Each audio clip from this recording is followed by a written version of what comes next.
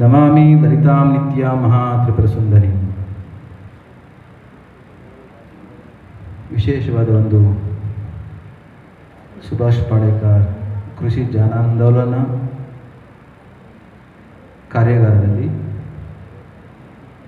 ಕ್ಷೇತ್ರದ ದೇವತೆಗಳನ್ನು ಸ್ಮರಿಸಿ ನಮ್ಮ ನಿಮ್ಮೆಲ್ಲರ ಆರಾಧ್ಯ ದೈವ ಯೋಗಿ ಪದ್ಮಭೂಷಣ ಜಗದ್ಗುರು ಡಾಕ್ಟರ್ ಶ್ರೀ ಬಾಲಗಂಗಾಧರನಾಥ್ ಮಹಾಸ್ವಾಮೀಜಿಯವರ ದಿವ್ಯ ಚೇತನಕ್ಕೆ ಮನಸ್ಸನ್ನು ನಮಿಸಿ, ಪ್ರಧಾನ ಕಾರ್ಯದರ್ಶಿಗಳಾದ ಶ್ರೀ ಪ್ರಸನ್ನನಾಥ ಸ್ವಾಮಿಗಳ ಉಪಸ್ಥಿತಿ ಇದೆ.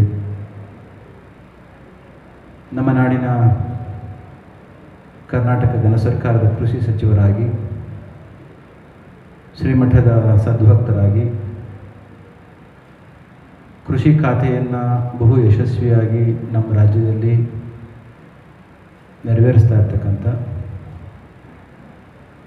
ಸಂಸ್ಕೃತಿಗೆ ಇನ್ನೊಂದು ಹೆಸರಾದ ಶ್ರೀ ಚಲುವರಾಯ ಸ್ವಾಮಿಯವರ ಉಪಸ್ಥಿತಿ ಇದೆ.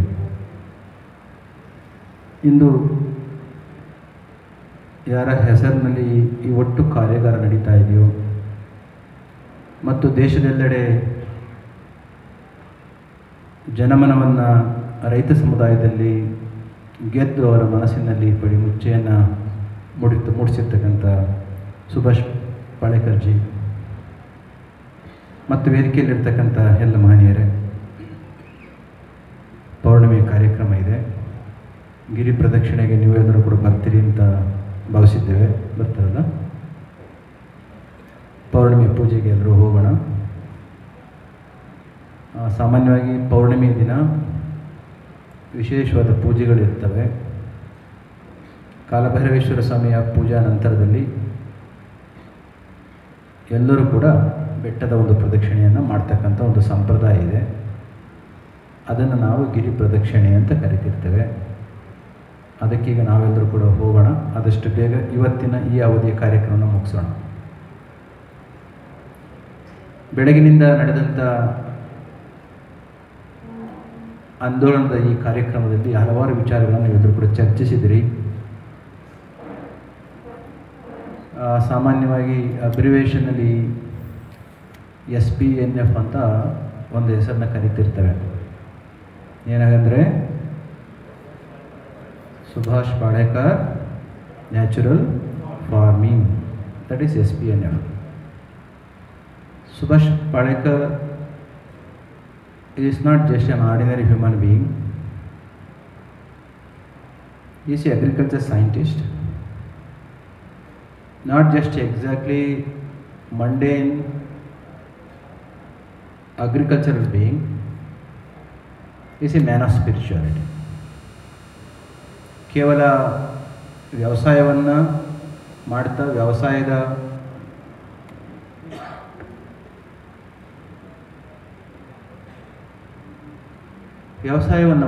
ವ್ಯವಸಾಯವನ್ನು ನಮ್ಮ ಪ್ರಕೃತಿ ಮಾತೆಗೆ ಹೊಂದಿಕೊಳ್ಳುವ ರೀತಿಯಲ್ಲಿ ಮಾಡೋದ್ರ ಜೊತೆಯಲ್ಲಿ ಆಧ್ಯಾತ್ಮಿಕತೆಯನ್ನು ಕೂಡ ಮೈಗೂಡಿಸ್ಕೊಂಡಿರ್ತಕ್ಕಂಥ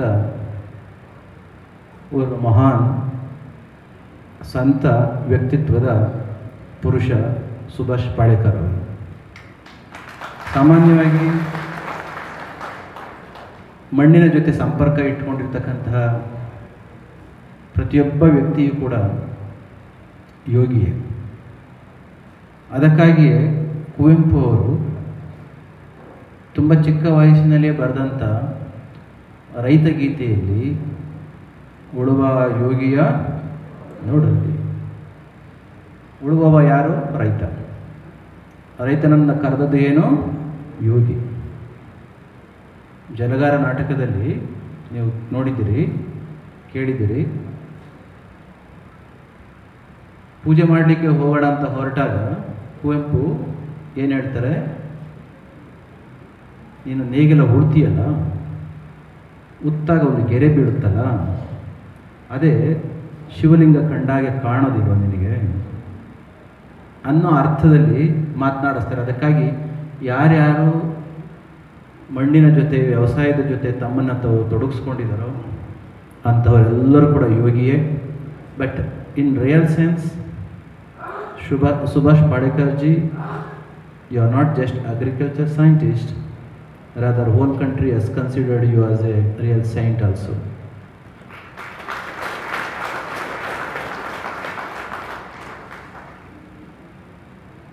Understanding that your dedication and your devotion, we all our farmers along with Srimat have a great reverence and adoration for you and for your life. And you have dedicated your life to make life of our people quite sublime. ನಮ್ಮ ದೇಶದ ಶಕ್ತಿಯೇ ವ್ಯವಸಾಯ. Till 1950, around that time, ಈ ದೇಶದ ಎಕಾನಮಿಗೆ contribution from the agriculture sector for the GDP was more than 50%, if I am correct. 1950 ನಮಗೆ ಸ್ವಾತಂತ್ರ್ಯ ಬಂದ ಸುತ್ತಮುತ್ತ ಸಂದರ್ಭದಲ್ಲಿ ನಮ್ಮ ದೇಶದ ಒಟ್ಟು ಆರ್ಥಿಕತೆಗೆ ವ್ಯವಸಾಯದ ಮೂಲದಿಂದ ಎಷ್ಟು ಪರ್ಸೆಂಟ್ ಇತ್ತು ಅಂತಂದರೆ ಎಷ್ಟಿತ್ತು? 51-52% ಇತ್ತು. ಆಗ ಈ ಕೆಮಿಕಲ್ ಫರ್ಟಿಲೈಸರ್ಸ್ ಯಾವುದನ್ನು ಕೂಡ ಹೆಚ್ಚು ಉಪಯೋಗಿಸ್ತಾ ಇಲ್ಲ, ಬಹುಶಃ ಉಪಯೋಗಿಸ್ತಾ ಇಲ್ಲ ಅನ್ನೋದು ಕೂಡ ತಪ್ಪಿಲ್ಲ. ಆದರೆ ದೇಶದ ಫುಡ್ ಸೆಕ್ಯೂರಿಟಿ ಎಷ್ಟಿತ್ತು ಅಂತಕ್ಕಂಥದ್ದು again it's a question mark. ಕೇಳಿಸುತ್ತಲ್ಲ? Irrespective of the food security and the amount of food which was available to our people in our country, ದೇಶದಲ್ಲಿ ಆರ್ಥಿಕ ಪರಿಸ್ಥಿತಿಗೆ ನಮ್ಮ ವ್ಯವಸಾಯದ ಪಾಲುದಾರಿಕೆ ಕಾಂಟ್ರಿಬ್ಯೂಷನ್ ವಾಸ್ ಎಕ್ಸಾಂಪ್ಲರಿ. ಕಾಲ ಕಳೆದ ಹಾಗೆ ಯಾವ ಮಟ್ಟಕ್ಕೆ ಕುಸಿದಿದೆ ಅಂತಂದರೆ ಈಗ we should not blame anybody, we can't even blame anybody.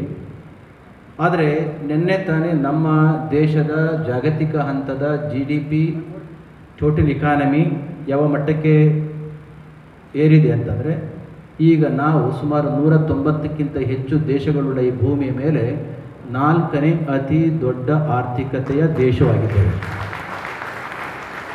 ಇಂತಹ ಬಹು ದೊಡ್ಡ ಆರ್ಥಿಕತೆಯ ಕಡೆಗೆ ಹೋಗ್ತಾ ಇರ್ತಕ್ಕಂಥ ನಮ್ಮ ದೇಶದಲ್ಲಿ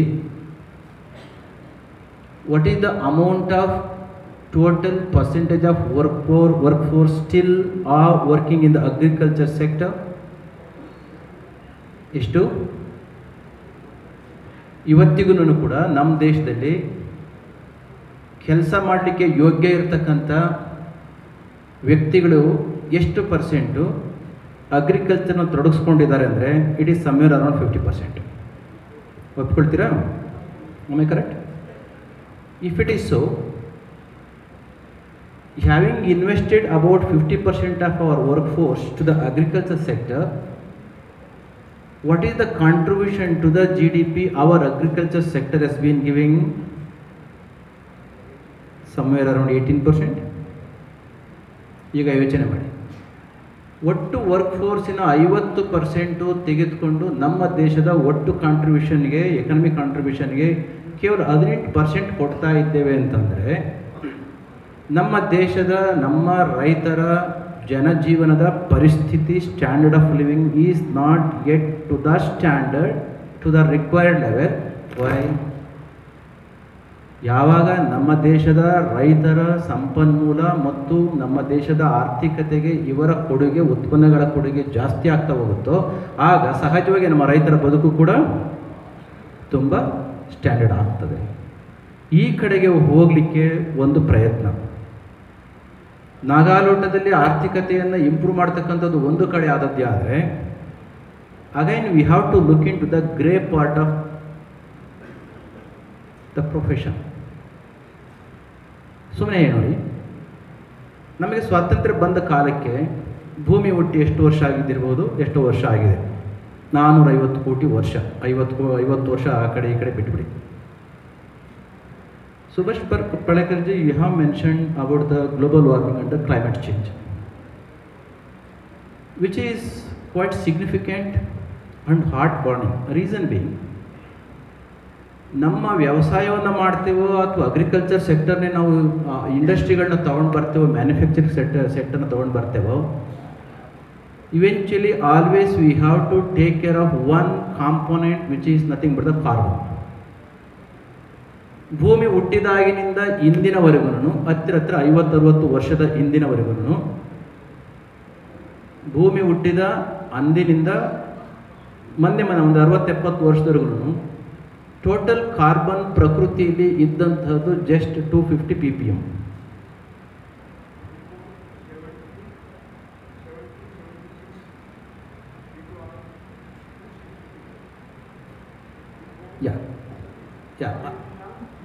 Yeah, I am telling, ever since Earth has come into existence, till the year 1947, that was 250.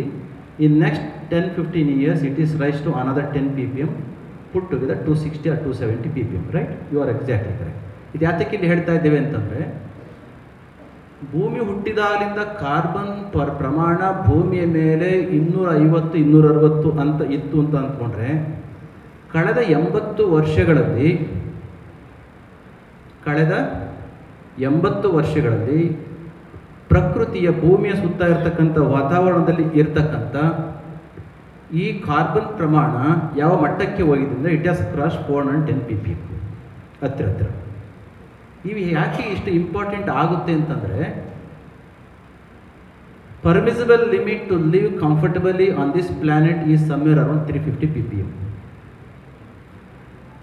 ಈಗ ನಮ್ಮ ಬ್ಲಡ್ಗೆ ಪ್ಯಾರಾಮೀಟರ್ಸ್ ನೀವು ಚೆಕ್ ಮಾಡಲಿಕ್ಕೆ ಹೋದರೆ, ಲಿಪಿಡ್ ಪ್ರೊಫೈಲ್ ಎಷ್ಟಿರಬೇಕು ಅಂತ ಚೆಕ್ ಮಾಡ್ತೇವೆ. ಟ್ರೈಗ್ಲಿಸರೈಡ್ ಎಷ್ಟಿರಬೇಕು, ಹೌದಾ, HDL ಎಷ್ಟಿರಬೇಕು, ಸ್ವಾಮಿಗಳು ಯಾವಾಗಲೂ ಅದನ್ನು ಫಾಲೋ ಮಾಡ್ತಿರ್ತಾರೆ. ಓಕೆ, ಟ್ರೈಗ್ಲಿಸರೈಡ್ ಎಷ್ಟಿರಬೇಕು, ಟೋಟಲ್ ಕೊಲೆಸ್ಟ್ರಾಲ್ ಎಷ್ಟಿರಬೇಕು, HDL ಎಷ್ಟಿರಬೇಕು, ಇವೆಲ್ಲ ಕೂಡ ಚೆಕ್ ಮಾಡ್ತಿರ್ತಾರೆ. ಒಂದು ವೇಳೆ ಹೆಚ್ಚು ಕಡಿಮೆ ಆಯಿತು ಅಂತಂದರೆ ಡಾಕ್ಟರ್ ಏನು ಹೇಳ್ತಾರೆ, ಹುಷಾರಾಗಿರಪ್ಪ, ನಿನ್ನ ಕೊಲೆಸ್ಟ್ರಾಲ್ ಸಂಖ್ಯೆ ಜಾಸ್ತಿ ಆಗ್ತದೆ ಪ್ರಮಾಣ.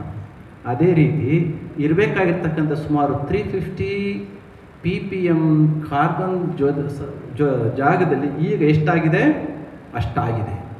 ಇದು ಏನು ಉಪಯೋಗ ಆಗ್ತಾ ಇದೆ, ಕಷ್ಟ ಆಗ್ತಾ ಇದೆ ಅಂತ ಇವತ್ತೆಲ್ಲರೂ ಕೂಡ ಗ್ಲೋಬಲ್ ವಾರ್ಮಿಂಗು, ಕ್ಲೈಮೇಟ್ ಚೇಂಜ್ ಅಂತೆಲ್ಲ ಬಡ್ಕೊಳ್ತಾರೆ. ಆಗೋ ಟೈಮಿಗೆ ಮಳೆ ಆಗ್ತಾ ಇಲ್ಲ, ಇನ್ಯಾವುದೋ ಟೈಮಿಗೆ ಮಳೆ ಬಂದು ಬೆಳೆ ಎಲ್ಲ ಹಾಳು ಮಾಡ್ತಾ ಇದೆ. ಆ ನಂತರದಲ್ಲಿ ಗ್ಲೇಸಿಯರ್ಸ್ ಎಲ್ಲ ಕರಗಿ ಕೆಳಗಡೆ ಬರ್ತಾ ಇದೆ.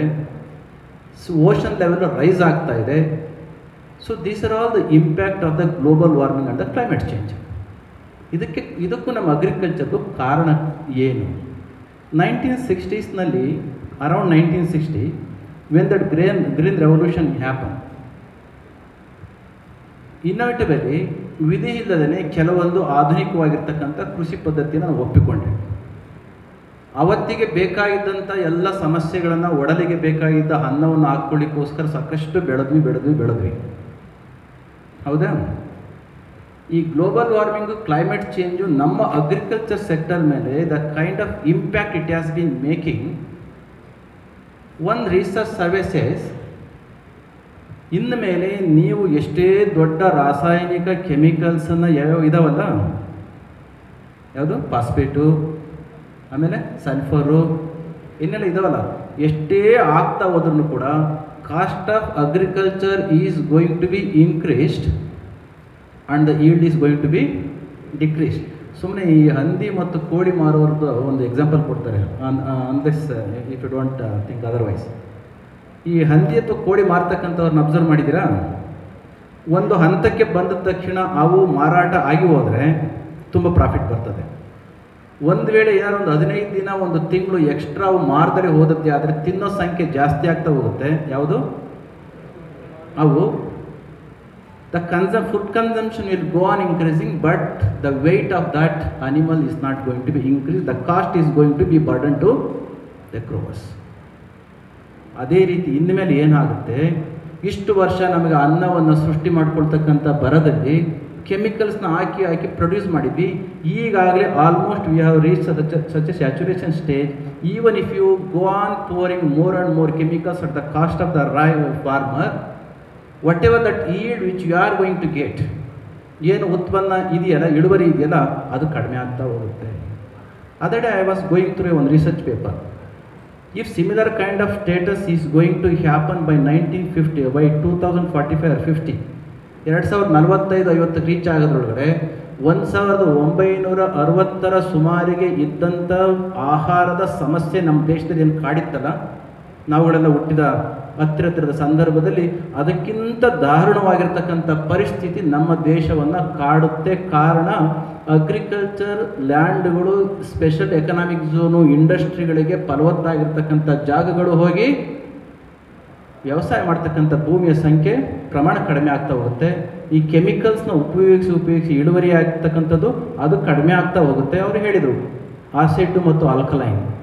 ನಾವು ಎಲ್ಲವನ್ನು ಕೂಡ ಆಸಿಡ್ನೇ ಸುರಿದು where is the element of the alkaline which we have been imploring to the soil. ಈ ಎಲ್ಲ ದೃಷ್ಟಿಯಿಂದ ಇದಕ್ಕಿರ್ತಕ್ಕಂಥ ಒಂದು ಪರಿಹಾರ ಏನು ಅಂತಕ್ಕಂಥದ್ದನ್ನ ತಿಳ್ಕೊಂಡು ಅವರು ಹೇಳ್ತಿದ್ದಾರೆ, mother earth has been nurturing us. ಹೌದಾ? ತಾಯಿ ನಮ್ಮನ್ನು ಸಂರಕ್ಷಣೆ ಮಾಡ್ತಾ ಇದ್ದಾಳೆ. One we has been nurturing us, ನಾವೇನು ಮಾಡ್ತಾ ಇದ್ದೇವೆ? We have been torturing the mother earth. Nurture ಮಾಡ್ತಾ ಇರ್ತಕ್ಕಂಥ ತಾಯಿಯನ್ನೇ ಟಾರ್ಚರ್ ಮಾಡಲಿಕ್ಕೆ ಹೇಳಿದ್ರೆ ತಾಯಿಯ ಮಕ್ಕಳಾಗಿರ್ತಕ್ಕಂಥ ನಾವು ಸೇಫ್ ಆಗಿರೋಕ್ಕೆ ಹೇಗೆ ಸಾಧ್ಯ? ನಾವು ಚಿಕ್ಕ ವಯಸ್ಸಿನಲ್ಲಿ ಒಂದು ಮಂತ್ರ ಹೇಳ್ಕೊಡ್ತಿದ್ವಿ, ನೀವೆಲ್ಲ ಕೂಡ ಅದನ್ನು ಮಂತ್ರ ಕಲ್ತ್ಕೊಂಡು ಹೇಳ್ತೇನೆ ಬೆಳೆದಿದ್ರಿ. ಸಮುದ್ರ ವಸನೇ ದೇವಿ, ಸಮುದ್ರ ವಸನೇ ದೇವಿ ಪರ್ವತ ಸ್ತನ ಮಂಡಿತೆ ವಿಷ್ಣು ಪತ್ನಿ ನಮಸ್ತುಭ್ಯಂ ಪಾದ ಸ್ಪರ್ಶಂ ಕ್ಷಮಸ್ವಮೇ. This was the traditional reverence which we did have towards our mother earth. ಬೆಳಗ್ಗೆ ಹೇಳಬೇಕಾದ್ರೆ ಮಂತ್ರ ಹೇಳಿದ್ರೆ ಏನಾರು ಪಾದವನ್ನು ಭೂಮಿಗೆ ಮೆಟ್ಟಿದ್ದೆ ಅಂದರೆ ಕಪಾಳಕ್ಕೆ ಎರಡು ಬಿಡ್ತಿದ್ರು. ನಮ್ಮ ಗುರುಗಳು ಹೇಳ್ತಾ ಇದ್ರು, ಈ ಮಂತ್ರವನ್ನು ಪ್ರತಿಯೊಬ್ಬರೂ ಹೇಳಲೇಬೇಕಾಗಿತ್ತು. ನಮ್ಮ ಪ್ರಸನ್ನ ಸ್ವಾಮಿ ಯಾವಾಗಲೂ ಒಂದು ಮಂತ್ರ, ಯಾವುದು ಜನಪದರ ಹಾಡನ್ನು ಹೇಳ್ತಿರ್ತಾರೆ. ಯಾವುದದು? ಬೆಳಗಾಗಿ ನಾನೆದ್ದು ಯಾರ್ಯಾರ ನೆನೆಯಾಲಿ, ಎಳ್ಳು ಜೀರಿಗೆ ಬೆಳೆಯೋಳ, ಎಳ್ಳು ಜೀರಿಗೆ ಬೆಳೆಯೋಳ ಭೂಮಿ ತಾಯ, ಎದ್ದೊಂದು ಗಳಿಗೆ ನೆನೆದೇವ. ಇಷ್ಟು ಭಕ್ತಿ ಭಾವ ಶ್ರದ್ಧೆಯನ್ನು ತಾಯಿ ಭೂತಾಯಿ ಮೇಲೆ ಇಟ್ಕೊಂಡಿದ್ದಂಥ ನಾವುಗಳು ಇವತ್ತು ತಾಯಿಯ ಒಡಲಿಗೆ ಏನು ಸುರಿತಾ ಇದ್ದೇವೆ? ಇದು ಹೆಚ್ಚು ಕಾಲ ಆಗಬಾರ್ದು ಅನ್ನೋ ಕಾರಣಕ್ಕೆ ತಾವು ಕೊಡ್ತಾ ಇರ್ತಕ್ಕಂಥ ನಿಮ್ಮ ಪದ್ಧತಿ ತುಂಬ ಸಂತೋಷ, ಚೆನ್ನಾಗಿದೆ. Okay, so you are mentioning only about the modern education institutions that Swamiji has been running 5 engineering colleges, 5 medical colleges, but I don't know why you have not mentioned about the agriculture college which you have been running. Along with these modern education institutions, the way how that food revolution, green revolution was inevitable during 1960s and 70s. Similarly, Pujya Guruji, when he came into the power after having observed the religious throne as a 71st Jagat Guru, understanding the need, ನಮ್ಮ ರೈತರ ಮಕ್ಕಳಿಗೆ ಅವತ್ತಿಗೆ ನಮ್ಮ ರೈತರಿಗೆ ನಮ್ಮಗಳಿಗೆ ಹೆಂಗೆ ಊಟ ಬೇಕಾಗಿತ್ತು ಅದಕ್ಕೋಸ್ಕರ ಅದಕ್ಕೆ ಹೋದ್ವು. ಅದೇ ರೀತಿಯಲ್ಲಿ ಅವತ್ತಿಗೆ ನಮ್ಮ ರೈತರ ಮಕ್ಕಳ ಎಜುಕೇಷನ್ ಪರಿಸ್ಥಿತಿ ಇದ್ದಂತಹದನ್ನು ಆದಷ್ಟು ಬೇಗ ಅವರ ಮಕ್ಕಳನ್ನು ಕೂಡ ಮೇಲಕ್ಕೆ ಏರಿಸಬೇಕು ಅಂತಕ್ಕಂಥ ಧಾವಂತದಲ್ಲಿ, ಬರದಲ್ಲಿ, ಆಸಕ್ತಿಯಲ್ಲಿ, ಕಳಕಳಿಯಲ್ಲಿ. ಹೌದು, it is true that we have establish so many education, modern education institutions. ಆದರೆ ನಾವು this is the time for us. Pujya Guruji had envisaged to have an agriculture institution. Unfortunately, there was no scope in our state to have a agriculture college in a private sector. Fortunately, our own devotee Sri Chandraya Swami has become agriculture minister. Earlier he was health minister. Much earlier he was a transport minister, and then now he is a agriculture minister. After he became agriculture minister, understanding, because he was ordained devotee of Sri Mata, and always he carries Pujya Guruji's image and his personality, always adoring. Chandraya Swami ಅವರು ಮಾಡಿದ ಮೊದಲನೇ ಕೆಲಸ ಏನು ಅಂತಂದರೆ, ever since he became agriculture minister of the state, he started pondering how best I can work to remove all the shackles and all the impediments which are there in the way to get one agriculture college for our Mata. This Math, this mutt, unlike others, is having following a good number of farmers. ರೈತರ ಮಠವೇ ಆಗಿರ್ತಕ್ಕಂಥ ಚುಂಚನಗಿರಿಗೆ ರೈತರಿಗೆ ಬೇಕಾಗಿರ್ತಕ್ಕಂಥ ಒಂದು ರೈತರ ಮಕ್ಕಳಿಗೆ education ಕೊಡ್ತಕ್ಕಂಥ ರೈತರ college ಇಲ್ಲ ಅಂತಂದರೆ ಚೆನ್ನಾಗಿರೋದಿಲ್ಲ ಅಲ್ವಾ? ಅದನ್ನು ಅರ್ಥ ಮಾಡಿಕೊಂಡು we must appreciate the effort our Chaluvaraya Swamiji has done. ಇದ್ದಂಥ ಎಲ್ಲ ನಿಯಮಗಳನ್ನ ಪಕ್ಕಕ್ಕೆ ಇಟ್ಟು ತೊಗೊಂಡು ಬಂದಿದ್ದಾರೆ. So that is the one thing which I wanted to bring to your notice. The way how you have mentioned 5 engineering colleges and 5 medical colleges, we have got sanctioned because of him one agriculture college. The one method which we have been insisting us to practice, Dr. Subhash Padekar Agricultural Knowledge Institute, it is not quite strange for us. We can have as an institution additional to what actually we have been practicing. Okay, ಅದನ್ನು ಖಂಡಿತ ಮಾಡಲಿಕ್ಕೆ ಅವಕಾಶ ಇದೆ. ಇದನ್ನು ಮಾಡಿದ ಸಂದರ್ಭದಲ್ಲಿ ಬರ್ತಕ್ಕಂಥ ಯುವಕರಿಗೂ ವಿದ್ಯೆಯನ್ನು ಕೊಡ್ಬೋದು. In these 3 days workshop are the seminar are the conference, what are the deliberations are happening and whatever the literature you have developed, if you are able to make it as a academic traditional syllabus, systematically our farmers, our students, those who are going to pursue the modern agriculture system, they are going to practice it. At the end of the day, if they come to know that it is more profitable, cost reduction, zero investment as you have mentioned, ಹೌದಲ್ವಾ? ಇನ್ವೆಸ್ಟ್ಮೆಂಟೇ ಇಲ್ಲ ಅಂತಂದರೆ ಯಾರಪ್ಪ ಹೋಗ್ಬಿಟ್ಟು ನಿಮ್ಮ ಯಾವುದು ರಾಸಾಯನಿಕ ಗೊಬ್ಬರ ಕೇಳ್ಬಿಟ್ಟು ನೀವು ಗಲಾಟೆ ಮಾಡೋಕ್ಕೆ ಬರ್ತಾರೆ. ಅದಕ್ಕೋಸ್ಕರ more and more you have to practice natural farming.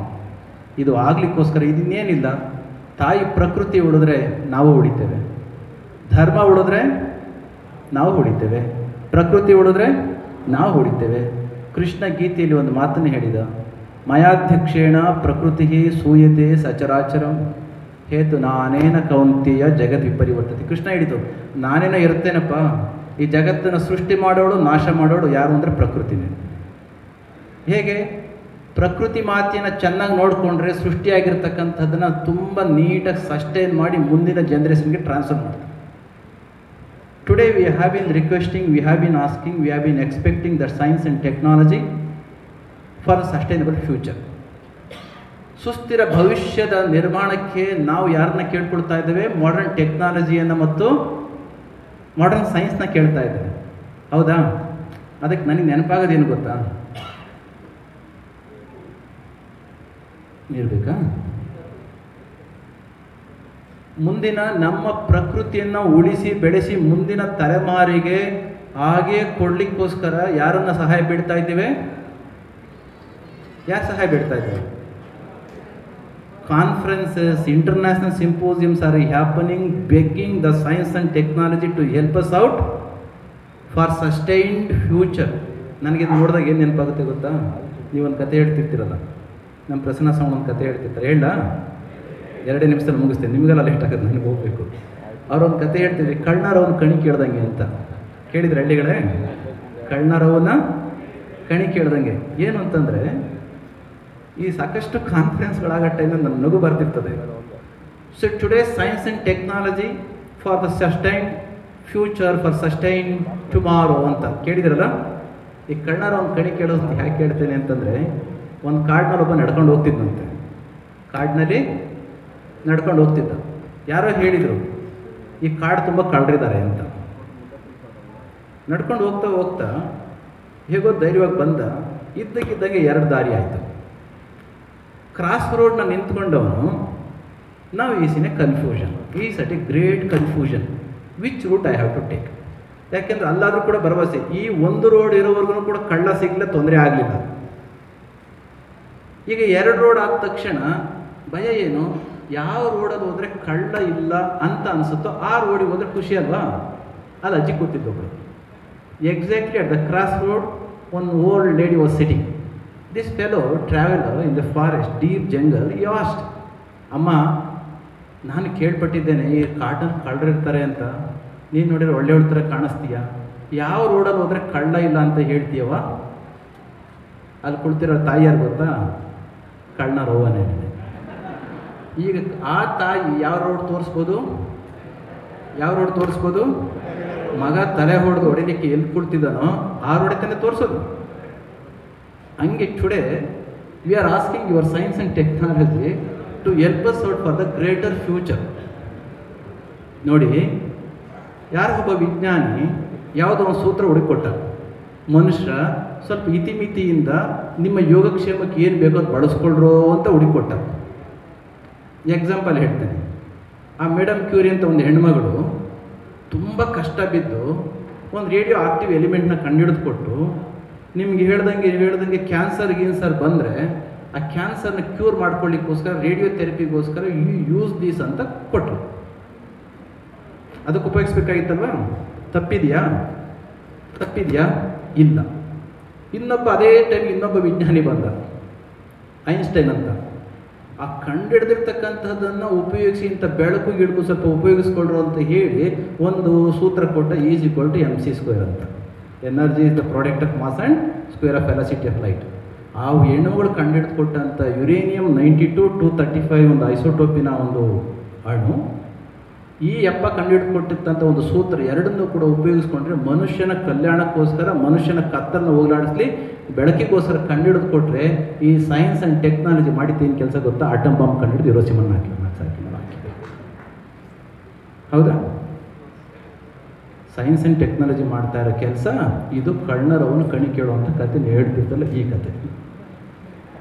So modern science and technology has made our life quite comfortable, there is no doubt in that. Einstein ಮಾತನ್ನ ಹೇಳ್ತಾರೆ, man has succeeded in splitting an atom before acquiring the wisdom of uniting human hearts. Man has succeeded in splitting an atom before acquiring the wisdom of uniting human hearts. ಯಾವ ಮನುಷ್ಯನಿಗೆ ಪ್ರಜ್ಞೆ ಅಂತಕ್ಕಂಥದ್ದಿಲ್ವೋ ಅಂಥವನ ಕೈಗೆ ಚಾಕು ಕೊಟ್ಟರೆ, ಅಂಥವನ ಕೈಗೆ bomb ಕೊಟ್ಟರೆ ಏನು ಉಪಯೋಗ ಆಗುತ್ತೆ? ಉಪಯೋಗ ಆಗೋದ್ರೆ ನಾಶ ಆಗ್ತದೆ. ಹಾಗಾಗಿ science and technology to some extent real it is useful. If you do not know how to make use of it is going to be detrimental, it is going to destroy the universe. ಅದಕ್ಕೋಸ್ಕರ ಇವತ್ತು ನಮ್ಮ ರೈತರು ನಮ್ಮ ಪ್ರಕೃತಿಯನ್ನು ಉಳಿಸ್ತಕ್ಕಂಥವರೇ ಹೊರತು ನಮ್ಮ science and technology there is no such hope that science and technology is going to take care of our nature. ಅದಕ್ಕಾಗಿ ಮುಂದಿನ ದಿನಗಳಿಗೆ the future of the agriculture, sustained future we can find through your method of agriculture. ನಮ್ಮ ರೈತರಿಗೆ ಒಂದು ಸಲ ಸುಭಾಷ್ ಪಾಳೇಕರ್ ಅವರ ವ್ಯವಸಾಯ ಪದ್ಧತಿ, ಝೀರೋ ಇನ್ವೆಸ್ಟ್ಮೆಂಟ್, ಎಲ್ಲ ಪ್ರಾಫಿಟ್ ಬರ್ತದೆ, ಬೆಸ್ಟ್ ಈಲ್ಡ್ ಬರುತ್ತೆ ಅಂತ ಗೊತ್ತಾಯಿತು ಅಂತಂದರೆ ಖಂಡಿತ ಅದನ್ನು ಒಪ್ಕೊಳ್ಳಿಕ್ಕೆ ನಾವೆಲ್ಲ ಖಂಡಿತ ಇರ್ತೇವೆ. ನಾವು ಚಿಕ್ಕ ಹುಡುಗರಾಗಿದ್ದಾಗ ಭೂತಾಯಿಯ ಒಡಲಿಗೆ ಒಂದಿಷ್ಟು ಏನಾದರೂ ರಾಸಾಯನಿಕ ಗೊಬ್ಬರ ಹಾಕ್ತಾರೆ ಅಂತ ಶಾಪ ಅಂತ ಭಾವಿಸ್ತಾ ಇದ್ವಿ. ನಿಮ್ಗೆ ನೆನಪಿರ್ಬೇಕಲ್ಲ. ಆದರೆ ಇವತ್ತಿಗೇನಾಗಿದೆ, ಅದು ಆಗ್ತಲೇ ಹೋದರೆ ನಮಗೆ ಶಾಪ ಅನ್ನೋ ಭಾವನೆ ಬಂದಿದೆ. ಇದು ಮತ್ತೆ ಸೈಕಲ್ ರಿವರ್ಸ್ ಆಗಬೇಕಾಗಿದೆ. ಬಹುಶಃ this is the right time that if you accept your method of cultivation, the agriculture, mother earth and the nature is going to be sustain. Our nature is going to be transferred well to the future generation. ಇಂತಹದೊಂದು ಕಾರ್ಯಕ್ರಮಕ್ಕೆ ತಾವೆಲ್ಲರೂ ಕೂಡ ಬಂದಿರೋದ್ರಿಂದ ನಾವೆಲ್ಲರೂ ಕೂಡ ಕಾರ್ಯಕ್ರಮಕ್ಕೆ ಹೋಗೋಣ. ಇನ್ನೂ 2 ದಿನಗಳ ಕಾಲ ತಾವೆಲ್ಲ ಇಲ್ಲಿ ಇರ್ತೀರಿ. ಅವರು time and again is requested to have education system sustainably, learning which it is going to be transferred and society is going to be transferred. We are going to inculcate in to our system, particularly in agriculture college. But thing is that we have to create the beautiful systematic syllabus. ನೀವು ಜೊತೆಯಲ್ಲಿ ಇದ್ದುಕೊಂಡು if you let us know he has dedicated his life for that, ಅದನ್ನು ಒಪ್ಕೊಳ್ಳೋಣ ಅಂತ ಹೇಳಿ ಸಾವಯವ ಕೃಷಿಯ ಮತ್ತು ನೈಸರ್ಗಿಕ ಕೃಷಿಯ ಹಲವಾರು ಕಾರ್ಯಗಳನ್ನು ಇಲ್ಲಿ ಮಾಡಿದ್ದೇವೆ. ಹೌದಲ್ಲ? ಇನ್ past time about 3-4 years ago regularly we used to conduct organic farming and natural farming conventions. This is not for the first time, but on you coming over here, it has attracted a special attention, and in future certainly we are going to take it forward. Most of the people, most of the farming class have been following Adichunchingi Mahasanstana Mata. So you too, if you be with us, certainly it is going to be a great help for us. Thereby we can guide our farmers. ತಾವು ಆವಾಗವಾಗ ಹಿಂದೆ ಎಲ್ಲ ಬಂದಿದ್ರಿ. ಜಾತ್ರಾ ಸಂದರ್ಭದಲ್ಲಿ, ಕೃಷಿ ಮೇಳಗಳು ನಡೆಯೋ ಸಂದರ್ಭದಲ್ಲಿ ಈ ಥರನಾಗಿರ್ತಕ್ಕಂಥ ಮೇಳಗಳನ್ನು, ಕಾನ್ಫರೆನ್ಸ್ಗಳನ್ನ ನಡೆಸಿದ್ದೇವೆ. ಇನ್ನು 2 ದಿನಗಳ ಕಾಲ ಅವ್ರು ಏನು ಹೇಳ್ತಾರೆ, ಏನು ನಡೆಯುತ್ತೆ ಅಂತ ಎಲ್ಲವನ್ನು ಕೂಡ ಗ್ರಹಿಸಿ ಅದರಿಂದ ಬಂದಂಥ ಎಲ್ಲ ಔಟ್ಕಮ್ಸ್ಗಳನ್ನ ಪಡ್ಕೊಂಡು ನಮ್ಮ ಜನಗಳಿಗೆ ಈ ಕೃಷಿಯನ್ನು ಮಾಡೋದ್ರಿಂದ ಖರ್ಚು ಎಷ್ಟು ಕಡಿಮೆ ಆಗುತ್ತೆ, ಇಳುವರಿ ಎಷ್ಟು ಜಾಸ್ತಿ ಆಗುತ್ತೆ, ಇದೆಲ್ಲದರ ಜೊತೆಯಲ್ಲಿ ಪ್ರಕೃತಿ ಮಾತೆ ತನ್ನನ್ನು ತಾನು ಸಂರಕ್ಷಣೆ ಮಾಡಿ ಇಟ್ಕೊಂಡದ್ದೇ ಆದರೆ ನಾವು ಕೂಡ ಹೇಗೆ ಬದುಕ್ತೇವೆ ಅಂತಕ್ಕಂಥದ್ದನ್ನು ಜನ ಜಾಗೃತಿಯನ್ನು ಮೂಡಿಸಿದ್ದೆ ಆದರೆ ಈ ಒಂದು method of agriculture is going to be accepted of our people. Chalaraya Swamy today he did have so many programmes. He was very much particular. ಬೆಳಗ್ಗೆ 7 ಗಂಟೆಗೆ ರೆಡಿಯಾಗಿ ಕೊಡ್ತಿದ್ರು ಅವರು. ಓಕೆ, ನೀವೆಲ್ಲರೂ ಕೂಡ ಇಲ್ಲಿ ಬರ್ತೀರಿ ಅಂತ ತಿಳ್ಕೊಂಡು ಬೆಳಗ್ಗೆನೇ ಫೋನ್ ಮಾಡಿ ನಾವು ಹೋಗಿ ಬೇಗ ಕಾರ್ಯಕ್ರಮದಲ್ಲಿ ಭಾಗವಹಿಸೋಣ ಸ್ವಾಮೀಜಿ ಅಂತ ನಾನು ಹೇಳಿದೆ ಚಲರಾಯ ಸ್ವಾಮಿಯವರಿಗೆ. ಅವ್ರೇನೇನು ಬೆಳಗ್ಗೆಯಿಂದ ಚರ್ಚೆ ಮಾಡ್ತಾ ಇರಲಿ, ನಾವು ಸಂಜೆ ಹೋಗಿ ಉದ್ಘಾಟನೆ ಮಾಡೋಣ, ಕಾರಣ ಇನ್ನೂ 2 ದಿನದ ಕಾರ್ಯಕ್ರಮ ಇರುತ್ತೆ ಅಂತ. ಹಾಗಾಗಿ ನಾಟ್ ಜಸ್ಟ್ ಬಿಕಾಸ್ ಈ ಈಸ್ ಅನ್ ಅಗ್ರಿಕಲ್ಚರ್ ಮಿನಿಸ್ಟರ್, ಈ has so much of concern towards the agriculture communities. ಹಾಗಾಗಿ ಅವರು ಕೂಡ ಇಲ್ಲಿಗೆ ಬಂದು ಕಾರ್ಯಕ್ರಮದಲ್ಲಿ ಭಾಗವಹಿಸಿದ್ದು ತುಂಬ ಸಂತೋಷ. ತಾವೆಲ್ಲರೂ ಕೂಡ ಸೇರಿ ಈ ಕಾರ್ಯಕ್ರಮವನ್ನು ಯಶಸ್ಸುಗೊಳಿಸೋದು ಅಂತಂದರೆ ಉಪಯೋಗ ಹಾಗೆ ಭವಿಷ್ಯದಲ್ಲಿ ಈ ಒಂದು ಸಿಸ್ಟಮ್ನ ಇಂಟ್ರೊಡ್ಯೂಸ್ ಮಾಡ್ಕೊಳ್ಳಿಕ್ಕೆ ಅನುಕೂಲ ಆಗುವ ಹಾಗೆ ಚರ್ಚೆ ಮಾಡ್ತಾ ಇರ್ತಕ್ಕಂಥದ್ದಕ್ಕೆ ಬಂದಿರೋದಕ್ಕೆ ಸಂತೋಷ. It seems many farmers must have come from different parts of India. Okay, ಅವ್ರಿಗೂ ಕೂಡ ಚೆನ್ನಾಗಿ ಇಲ್ಲಿರ್ತಕ್ಕಂಥವ್ರು ನೋಡ್ಕೊಳ್ಳಿ. Shri Kshetra has provided you all the accommodation and like ಇಲ್ಲಿರುವಷ್ಟು ಕಾಲ ಭೈರವನ ಆಶೀರ್ವಾದವನ್ನು ತೆಗೆದುಕೊಂಡು ಇವತ್ತಿನ ಈ ಕಾರ್ಯಾಗಾರ ಮುಂದಿನ ಭವಿಷ್ಯಕ್ಕೆ ಒಂದು ಬೆಳಕಾಗಲಿ. ಇದಕ್ಕೆ ಆದಿಚುಂಚನಗಿರಿ ಮಠ ಸದಾ ನಿಮ್ಮ ಜೊತೆಯಲ್ಲಿ ಇರುತ್ತೆಂಬ ಮಾತನ್ನು ಹೇಳ್ತಾ, is not just A agriculture scientist, again I have been repeating, is A agriculture Saint also. Okay, agriculture scientist, there is no doubt in that, but it's agriculture saint also. Why I have been emphasizing over here is you too should live like him.